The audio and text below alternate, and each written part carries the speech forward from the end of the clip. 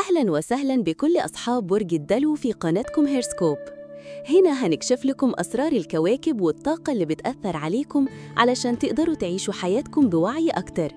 لو لسه أول مرة معانا، اشتركوا وفعلوا الجرس علشان توصلكم التوقعات أول بأول. توقعات برج الدلو الأسبوع الأخير من أغسطس. الحب. الدلو برج حر ومحب للاستقلالية، وده ساعات بيخلي الشريك يحس إنك بعيد عنه. الأسبوع الأخير من أغسطس بيخليك تعيد التوازن في حياتك العاطفية. لو أنت مرتبط، في فرصة لحوار عميق وصريح بينك وبين الحبيب، يمكن يفتح لكم مجال جديد من التفاهم. ممكن كمان تلاقوا نفسكم بتخططوا لمشروع أو سفر مع بعض، وده هيقربكم أكتر. أما لو في خلافات، الكواكب بتنصحك تستخدم أسلوبك الهادئ والغير تقليدي علشان تحلها، وما تسيبش المساحة للعناد.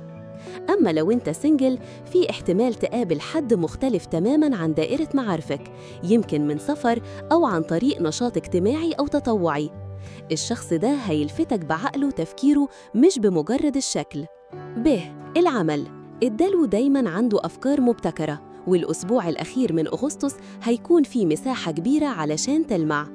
ممكن مديرك أو فريقك يعتمدوا على فكرة جديدة منك تغير شكل الشغل أو تسهل خطواته.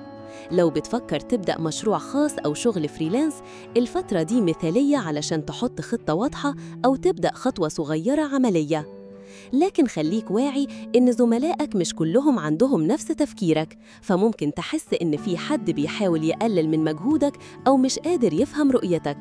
هنا نصيحتي، بلاش تدخل في جدل، سيب النتائج هي اللي تتكلم. المال. الوضع المالي